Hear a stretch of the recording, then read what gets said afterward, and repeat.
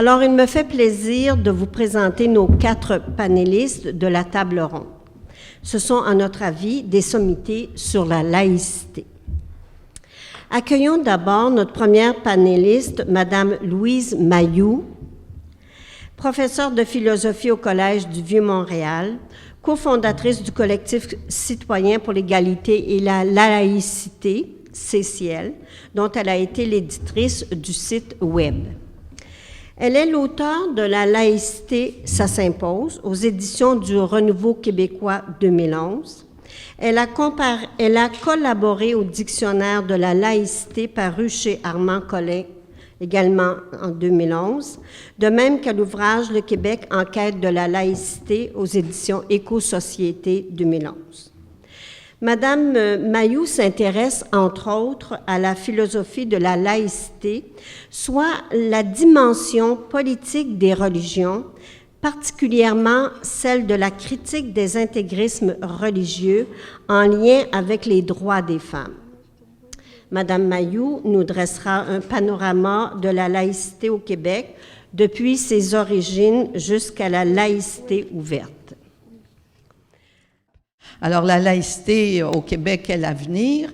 Alors, je cède d'abord la parole à Madame Louise Mailloux, qui est la première à parler pour notre table ronde. Alors, je minute. 15 minutes. Allez. Alors, bonjour, mesdames, messieurs. Merci pour l'invitation de la part du Centre Rayon Femmes, Thérèse de Blainville. Alors, je vais direct dans le sujet. Une société laïque, c'est d'une manière générale une société où la loi des hommes prime sur la loi divine.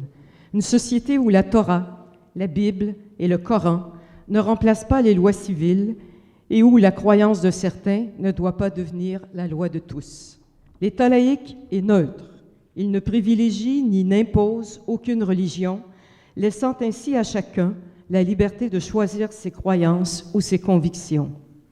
Cela s'appelle respecter la liberté de conscience.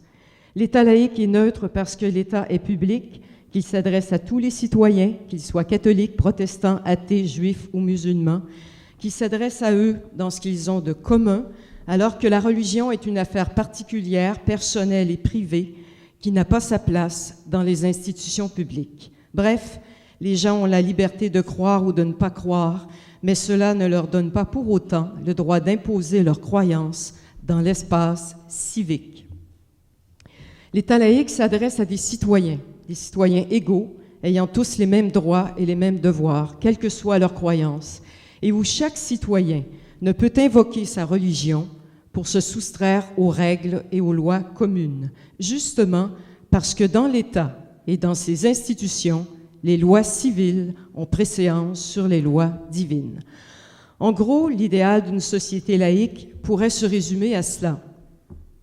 Maintenant, comment fait-on pour réaliser cela? La recette est simple, c'est en séparant l'Église de l'État, en éloignant la religion de la politique.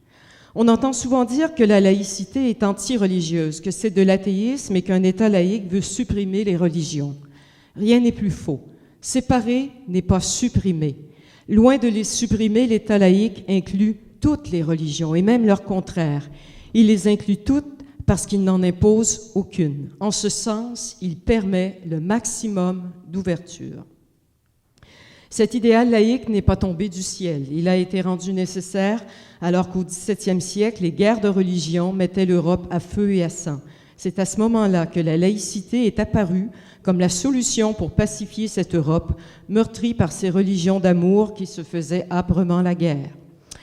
L'exigence laïque est née non pas pour se débarrasser des religions, mais pour mettre un terme aux rivalités religieuses qui leur sont congénitales, parce que contrairement aux religions, la laïcité prône la tolérance, cette tolérance qui sera traduite au siècle des Lumières par la Déclaration des droits de l'homme. Pendant longtemps, l'histoire du Québec a été liée à celle du catholicisme. Du début de la colonie jusqu'à la Révolution tranquille, l'Église catholique a joué un rôle politique prépondérant dans notre société, contrôlant des secteurs névralgiques tels celui de l'éducation, celui de la santé, des services sociaux, exerçant son emprise dans le domaine de l'édition scolaire, celui de la culture, celui des arts et des médias. Bref, l'Église était partout présente dans nos institutions comme dans nos vies, jusque dans la chambre à coucher, si bien que le Québec d'hier était peuplé presque exclusivement de catholiques, qu'on pourrait dire automatiques. Avec la Révolution tranquille, l'État québécois a pris ses distances vis-à-vis du clergé catholique pour affirmer son autonomie et prendre en charge des institutions auparavant gérées par l'Église. 1958, il y a eu la création du ministère du Bien-être social et de la Jeunesse. 1961, une loi sur l'assurance hospitalisation et la mise sur pied du ministère des Affaires culturelles. Puis, en 1964, la création d'un ministère de l'Éducation qui va laïciser les universités, laïciser les savoirs et abolir les collèges classiques pour les remplacer par des cégeps laïques. Mais d'importants compromis ont été faits avec l'Église dans le domaine de l'éducation. Des postes de sous-ministres associés de foi catholique et protestante, ainsi que des comités catholiques et protestants du Conseil supérieur de l'éducation ont été créés, alors que les écoles publiques demeurent confessionnelles et qu'elles continuent à dispenser un enseignement religieux. Ces compromis majeurs furent en quelque sorte l'échec de la commission Parent. Il faut comprendre ici à quel point l'école comme institution joue un rôle capital dans la transmission des valeurs comme celle d'une foi, pour une Église qui veut garder son emprise sur le peuple. C'est donc sur le terrain de l'éducation que la bataille pour la laïcité va se concentrer avec pour objectif la déconfessionnalisation des écoles publiques. Dans les années 90, sous l'effet de l'immigration, la diversité religieuse s'accroît dans nos écoles publiques, faisant que des élèves recevaient un enseignement confessionnel parfois contraire à leur religion. Bref, l'enseignement catholique et protestant devenait problématique parce qu'il contrevenait à la Charte québécoise des droits de la personne comme à la Charte canadienne des droits et libertés qui garantissent la liberté de religion. La laïcisation du système scolaire devenait alors un impératif de plus en plus pressant. 1997 sera l'année de la déconfessionnalisation des commissions scolaires, dorénavant organisées sur une base linguistique. En 1999 se tiendra une commission parlementaire sur la place de la religion à l'école. Le Québec se divisa alors en deux camps. D'un côté, les partisans de la majorité historique qui souhaitaient le maintien de l'enseignement religieux, et de l'autre, les partisans de l'égalité qui souhaitaient son abolition, alléguant que cet enseignement constituait un privilège accordé aux catholiques et aux protestants qui violait l'égalité des droits protégés par les chartes. Dans le camp des partisans de l'égalité se trouvaient les syndicats, des groupes féministes, tels le Conseil du statut de la femme et la Fédération des femmes du Québec, ayant Françoise David comme présidente et Manon Massé, vice-présidente, des catholiques de gauche, voulant s'éloigner de l'autoritarisme de Rome, et des laïcs regroupés autour du mouvement laïque québécois. Tous étaient unanimes à exiger au nom de l'égalité des droits la laïcisation totale du système scolaire. Tous ces gens reconnaissaient qu'une école laïque, qu'une école sans religion est une école ouverte à tous, quelles que soient les croyances ou les convictions de chacun. C'était la belle époque, celle où tout le monde communiait à la même table, celle où les féministes défendaient la laïcité, celle où la gauche défendait la laïcité, celle où les catholiques de gauche défendaient aussi la laïcité, et celle où les militants laïcs n'étaient pas traités de racistes ou d'islamophobes. Mais c'était surtout l'époque où il n'y avait qu'une seule laïcité, qui étonnamment n'était ni rigide, ni stricte, ni fermée. Une laïcité si parfaite que personne au Québec ne parlait de laïcité ouverte. Que s'est-il passé pour que le mouvement féministe et la gauche soient maintenant divisés sur cette question et que le seul parti politique qui veuille avancer dans ce dossier se fasse traiter de raciste et de xénophobe, alors que les laïcs qui s'opposent au voile et au crucifix passent pour des talibans qui veulent dynamiter les églises, changer les noms des rues et des villages et faire la chasse aux musulmans? Que s'est-il passé pour que Québec solidaire, la Fédération des femmes du Québec, les catholiques de gauche et la Ligue des droits de l'homme abandonnent le combat laïque et défendent aujourd'hui les femmes et les fillettes voilées, alors qu'il y a 8 ans, ils abhorraient le crucifix et les cornettes de nos bonnes sœurs? Que s'est-il passé pour qu'en moins de 10 ans, en 2007, lors de la commission Bouchard-Taylor, on se retrouve tout à coup avec 2 modèles de laïcité et que cette laïcité si admirable des années 90 ne soit plus la bonne? C'était aussi l'époque où il n'y avait qu'un seul féminisme, et un seul ennemi, le patriarcat. Un féminisme qui inspirait la gauche et qui faisait dire à Françoise David, alors présidente de la Fédération des femmes du Québec, que toutes les religions oppriment toutes les femmes. Un féminisme si parfait que même les femmes chrétiennes ont trouvé dans de Beauvoir de quoi critiquer la Bible et leur Église. Que s'est-il passé pour que l'on se retrouve maintenant avec deux féminismes, l'un occidental et l'autre musulman? Parce qu'il ne faut pas s'y méprendre, il n'y a pas d'autre féminisme. Un pour les lesbiennes, un pour les prostituées, un autre pour les handicapés, et il n'y a pas non plus de féminisme bouddhiste ou hindou.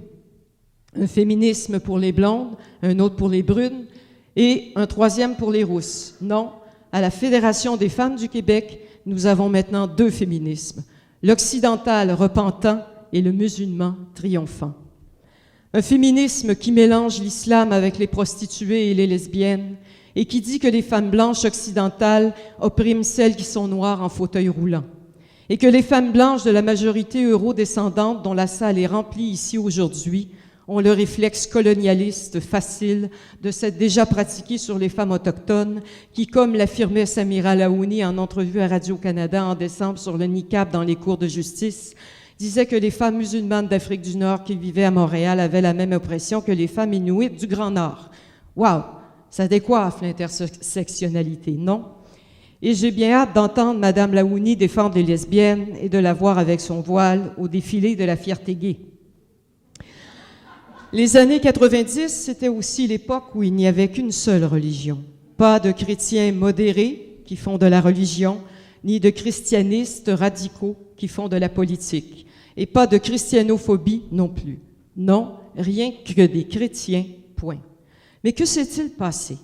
Je pourrais vous dire qu'au Québec, avec l'immigration des dernières décennies, la présence de l'islam et de ses femmes voilées, la présence de militants islamistes qui multiplient les organisations, étendent leur réseau et leur influence dans notre société, que tout ceci a eu pour effet de remettre en question la culture laïque de nos institutions publiques. Je pourrais aussi vous dire que la gauche étant anti-américaine de naissance, anti-israélienne et pro-palestinienne, défend inconditionnellement les musulmans au lieu de défendre la laïcité.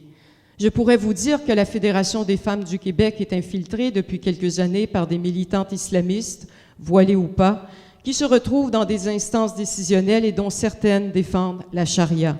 Pas des femmes sikhes ou bouddhistes sur ces comités, mais des islamistes.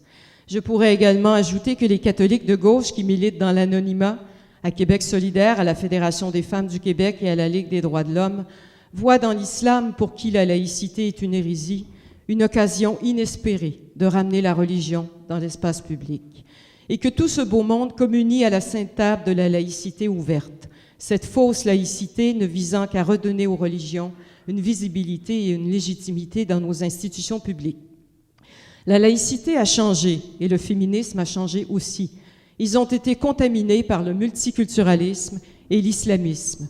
La laïcité est devenue ouverte et le féminisme est devenu pluriel et insignifiant. De neutres, d'égalitaristes et d'universels qu'ils étaient, chacun est devenu en l'espace d'une décennie particulier, occidental, colonialiste et impérialiste.